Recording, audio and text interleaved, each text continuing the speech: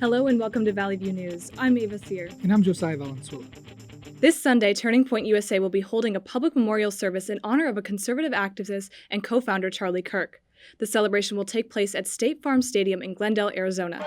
The announcement comes after Kirk was fatally shot last week while speaking at Utah Valley University. Graphic videos circulated around social media showing the crowd scrambling for cover as students barricaded classrooms. Suspected assassin Tyler Robinson was taken into custody Thursday night and charged with aggravated murder. The memorial's doors will open at 8 in the morning and service will begin at 11 o'clock. The Supreme Court gave the go-ahead for federal agents to deploy sweeping immigration raids in LA. The court's 6-3 decision overturned the restraining order put in place after agents began stopping people solely based on racial appearance, language, or employment location. The reversal of the order is one of the latest victories for President Trump's administration. The case will continue to unravel as an immigration advocacy group has called for a hearing scheduled for this Wednesday. The rapid growth in artificial intelligence is driving a surge in data centers across the United States. The pressure is also on local communities and resources. These facilities require massive amounts of electricity and water, sparking concerns about environmental impact and strain on the power grid. In the San Fernando Valley, residents and officials are watching closely as AI continues to reshape local infrastructure. Your power may be at risk of going out. A new study from Texas A&M University finds that Southern California is among the most vulnerable regions in the United States for power outages. The Power Stability Vulnerability Index shows Los Angeles, Orange, San Bernardino, and Riverside counties are ranked in extreme risk category, while San Diego and Ventura are labeled as severe. Experts warn that outages are becoming more frequent and longer, particularly in densely populated areas. September is Suicide Prevention Month. Our reporter Andres Sosa shows us one nonprofit is using animals to offer comfort and healing for those facing mental health struggles. Animals aren't just pets. They're now becoming lifelong healing partners for humans when it comes to dealing with depression, anxiety, or trauma. This is how Gentle Barn is healing people. Founded in 1999 by Juliana and Eddie Lax, the Gentle Barn rescues abused and neglected animals, but it quickly became a clear thing. The animals weren't the only ones healing.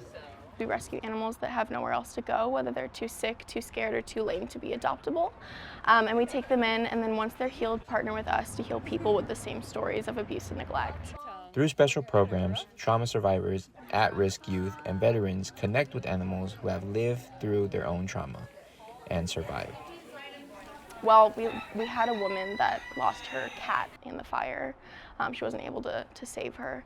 And she came and she connected to the animals and literally just like sobbed in their arms for like an hour. It was really, really sweet, yeah. So I see miracles every day.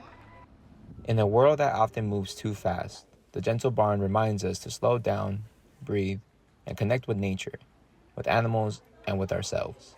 Being with them and hugging them and talking to them and petting them, I think that's healthy.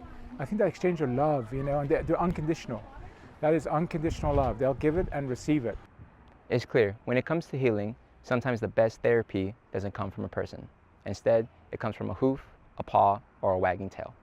Once again, I'm Andres Sosa reporting in Santa Clarita for Valley View News. Back to you guys in the studio. Thank you, Andreas. LSD is making headlines in the medical world. A new study shows that the psychedelic may help reduce anxiety symptoms. Drug maker MindMed tested various doses of LSD in patients with moderate to severe anxiety and found the benefits lasting up to 3 months. The findings could open the door to possible medical approval of the currently banned drug. A New Hampshire man is the latest person to receive a pig kidney transplant. Doctors at Massachusetts General Hospital say 54-year-old Bill Stewart is recovering well after his operation this past summer. Another patient at the same hospital has now lived 7 months with a pig kidney, creating a new milestone for the gene-edited organ. The FDA has approved a new clinical trial to test the procedure on more patients, as over 100,000 Americans wait for a transplant. A potential endemic illness is on the rise in Southern California.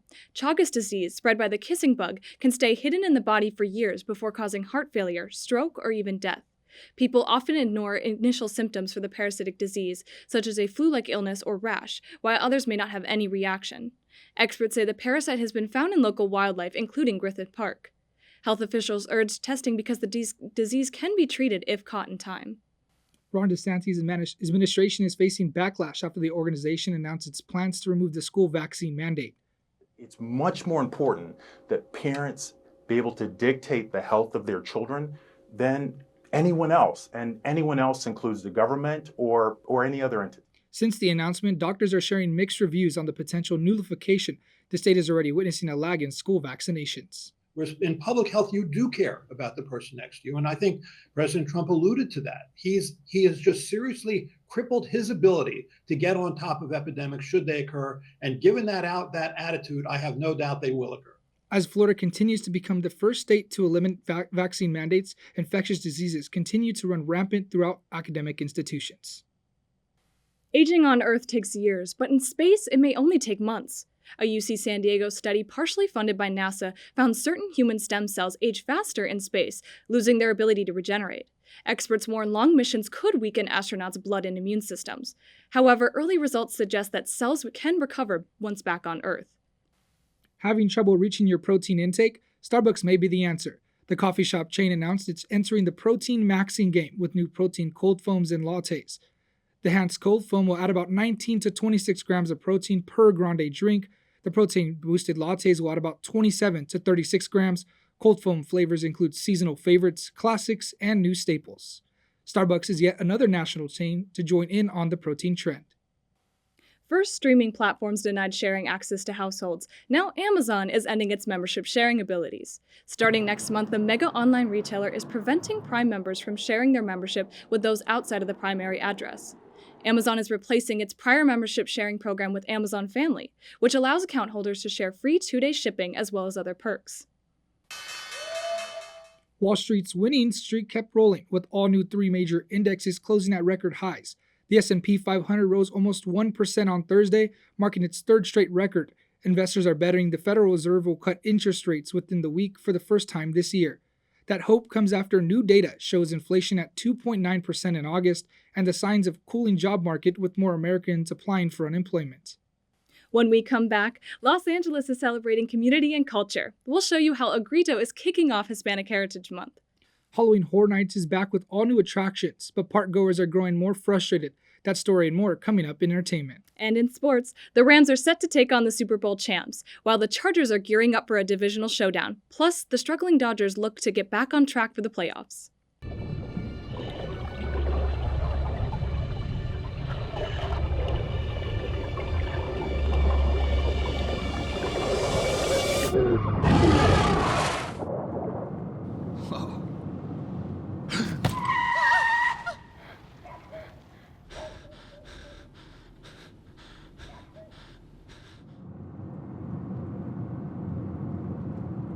Eyes forward. Don't drive distracted. What I thought was a complete life was nowhere near complete. But it is now. Learn about adopting a teen at adoptuskids.org. Welcome back to Valley View News. El Grito isn't just a cry. It's history and tradition that kicks off Hispanic Heritage Month. Our Alfonso Vargas shows us how the community is celebrating. As Hispanic Heritage Month begins, the city of San Fernando is honoring Latin countries with a live celebration and a taste of Latino culture. El Grito was a vibrant outdoor gathering that contained all aspects of Latino culture, from vaqueros riding horses to live performances. The San Fernando Valley was filled with heritage and liveliness. Vendors lined the streets stretching down the block. For business owners, the annual event is a chance to share tradition and connect with neighbors in a way that is closer to community. San Fernando, nearby cities, they've been family to me, so that's the reason why I keep coming back. It's a blessing to bring my product here so the city of San Fernando can, explore and get to know and find out new products, That's the only way we can come here and showcase our products so they can get to know us, yeah. The community filled the block with longtime residents standing alongside newcomers. Sometimes it's getting torn down, so sometimes we'd expect to see more, but obviously with the times people get more scared, and it's important to show that we're still proud. Oh, absolutely. It definitely brings a lot of different people, and you even see people who aren't even Hispanic or Mexican or anything. So it definitely brings more people together. City officials reenacted the ringing of the bell for El Grito de Independencia to mark the 215th anniversary. The final act of the event, a live mariachi performed Mexican classics.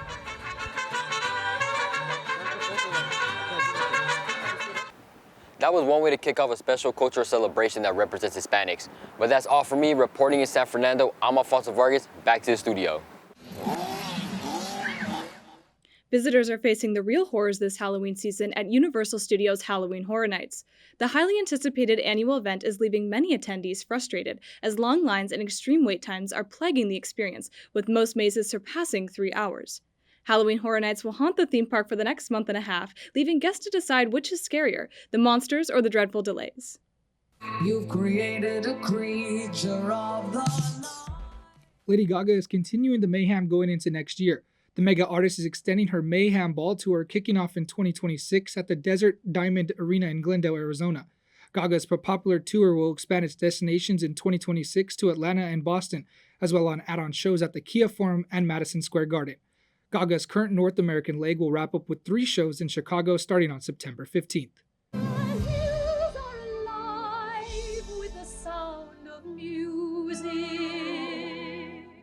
From Don't Worry Me to our favorite things, The Sound of Music is back, but this time on the big screen.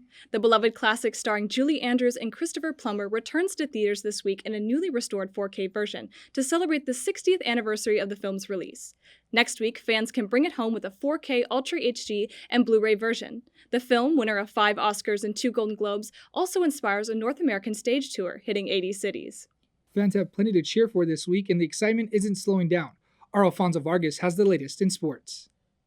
Thank you, Josiah. This weekend's NFL matchups will kick off this Sunday with the 3 major games. First, the Bills are going head-to-head with the Dolphins. This will be the 2 rivals' first divisional showdown of the season. Divisional games are also heating up in the AFC West, with the Chargers taking on the Broncos for their first matchup.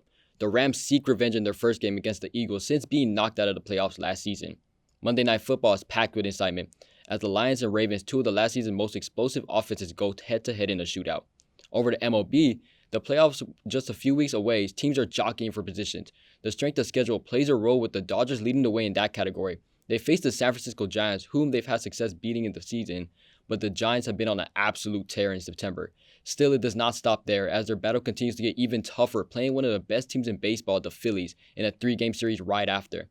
The Mets have been plagued by injuries all season, yet they have been able to stay in playoff contention. Still, their chances decline with the losing series against the Phillies, and right after, they have to match up against the Cubs and the Padres, who also have playoff contention. For the Padres, despite playing against the Mets and the Brewers, the road to the playoffs comes easier, as 3 of the final teams they play have a negative record and have had prior success against all these teams during the season. In the American League, the Red Sox define themselves playing against some of the best teams in baseball, the Yankees, Blue Jays, and Detroit Tigers. The Blue Jays find themselves in another conversation, with their strength of schedule being easier than of the National League, as they will only play one team with the positive record, the Red Sox. The Yankees' road is easier than others. Besides playing the Red Sox, they play against the worst teams with the worst records in the American League. As we look at it now, the team with the heaviest load to make the playoff is the Mets. The teams that are locked for the playoffs are the Brewers, Dodgers, Phillies, Padres, Red Sox, Blue Jays, and Yankees. The Dodgers struggled with injury, with Will Smith missing time, Max Muncy just making his return, and the pitcher's bullpen slowly coming back to full health. The Mets' chances are in jeopardy, with injuries going out to their bullpen and their strength of schedule. The Yankees have been riddled with injuries, with their bullpen on the injury report, which includes ace pitcher Garrett Cole, who won't be back until next season. Although the playoffs are not set in stone yet, if they ended today, the top 3 teams from each league will be the Dodgers, Brewers, and Phillies, and in the American League, the Blue Jays, Tigers, and Astros. That's all I have for sports. Ava and Josiah, I'll send it back to you. Thank you, Alfonso. While we all know how dangerous wildfires can be, we'll share with you how to become better prepared for them when we return. Plus, your local coffee shops may be preparing for fall, but the summer heat isn't leaving anytime soon. When we come back, we'll take a look at this week's weather forecast. Hear that? That's the sound of your life. Perfectly imperfect. But every time you drive after drinking, the music gets drowned out. Your life sounds pretty great. Don't let a buzz ruin it. Buzzed driving is drunk driving. Don't drive buzzed.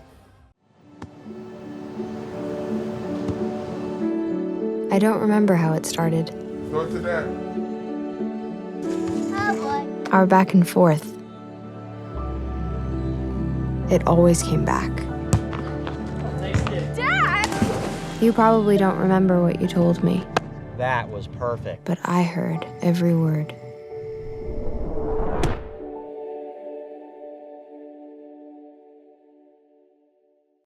Welcome back to Valley View News. When it comes to wildfires, a little preparation goes a long way. Our Sulor Garretson spoke about what we all can do right now to stay safe this season. Thank you, Ava. Today I'm joined by two special guests, engineer Jonathan Torres and firefighter Azad Albarazi. Today they're going to be talking about wildfire preparation and what we can do better as a community to prepare for the wildfire season. So, gentlemen, thank you so much for joining me. Good morning. Pleasure to be here. Thanks for having us. Absolutely. Mr. Torres, I want to start with you. What is your job entail? So myself, I'm an engineer for the County of Los Angeles Fire Department. I actually used to drive and manipulate our pump systems, which are on the fire engine. The majority of our calls are EMS calls. So our highest call volume is emergency medical services. So anytime you're sick or anything like that, we're going to show up. Now, as a public information officer, the reason I'm here, I'm basically the voice and the face for the county. I'm bilingual, so I do interviews such as this one in both English and Spanish. And we're just here to share our message of our Ready, Set, Go program, which is, I believe, the focal point of this interview. So we try to spread that message far and wide. Perfect. And then Mr. Albarazi, you're a firefighter. Can you tell me what that kind of looks like? Yes, so Azad Al-Brazi with the Los Angeles County Fire Department. We're pretty much, the firefighters are the frontliners. We're the ones that when you call the emergency, we're getting the vitals, we're getting all the EMS stuff. And then of course, if there's a fire happened, we're the first on scene to mitigate what the emergency is. And then I'm also in the public information office, and I just do all the emails and all the behind the scenes, and as well as help out with interviews and spreading the message of information. And today we're gonna kind of get over with the Ready, Set, Go program and the wildfire prevention. Absolutely. Really quickly, I just would like to know, how does your role become more intense during peak wildfire season? Well, wildfire season, we know it's year round right now. There's no really season with, the fires are happening pretty much all throughout the year. So our roles are very important, just to prevent and help and educate the public with our Ready, Set program, and we'll get into that. Absolutely. And then, Mr. Torres, can you tell me what the difference from a wild fire crew is versus a regular firefighter? Absolutely. So throughout the county, everyone is both trained as wildfire and regular, what we call conventional or structure fire trained.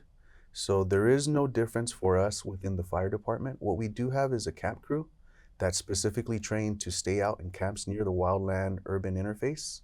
And they supplement our firefighting force, not only in the ground, but through the air on our Sikorsky Firehawks, which actually bring them in behind fire lines and drop them off at mountaintops so they can make a scratch line in and create a barrier between the burned and the unburned area. But as far as the difference between us, we're, like myself and firefighter Al-Barazi, we're both cross-trained in both wildland firefighting and structure firefighting. So we have gear for both, we're trained for both, and at a moment's notice, right now, if we were to get called, we can do both. Okay. He can go to one and I can go to the other, you could switch us and we'd be able to hit the ground running. Awesome. Okay, so my next question is, what are the biggest risks that make our community, like in California, especially our local area, vulnerable to wildfires? Drawing back to what we can immediately think of, the January wildfires, we saw what high winds with an insane amount of unburned dry fuel that has become even drier with the droughts that have hit Southern California.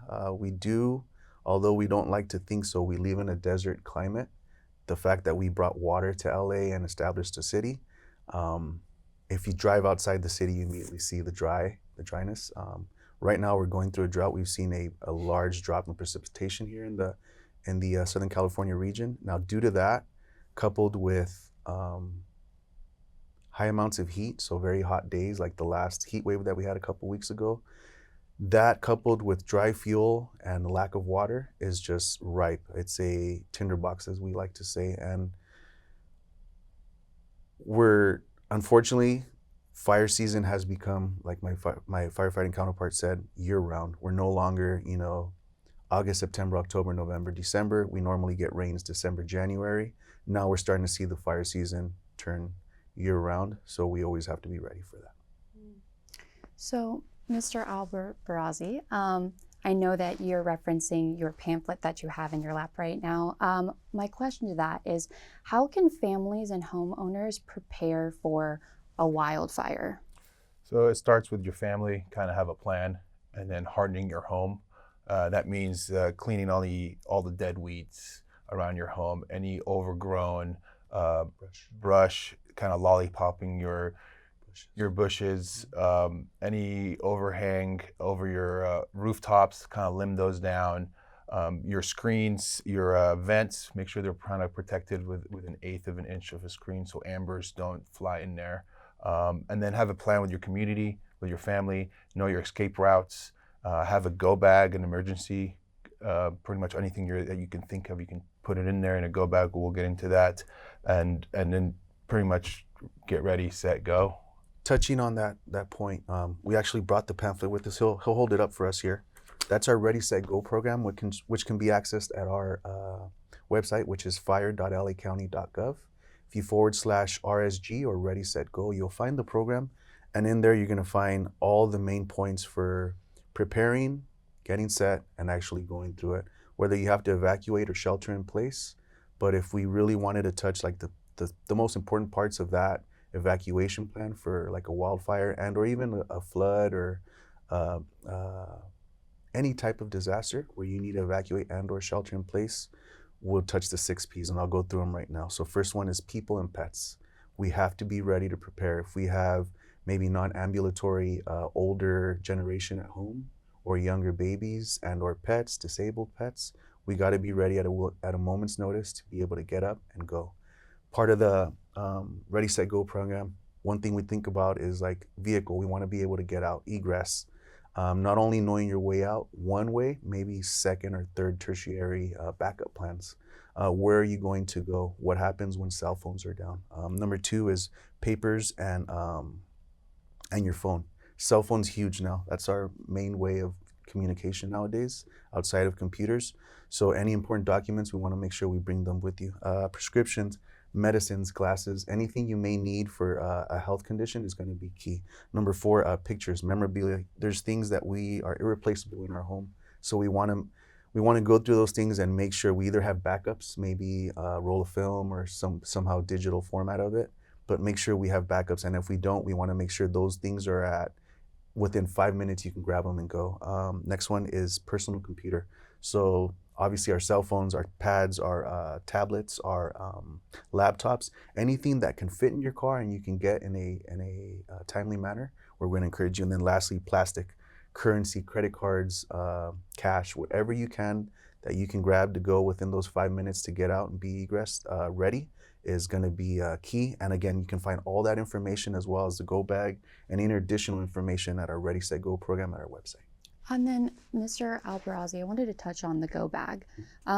What common items should individuals have prepared in that bag so that you're ready to hop on out? So a first aid kit, that's a very, very important one. A flashlight, just in case you're out for longer than the daylight. A little bit of water, 2 to 3 days worth of water, 2 to 3 days worth of food.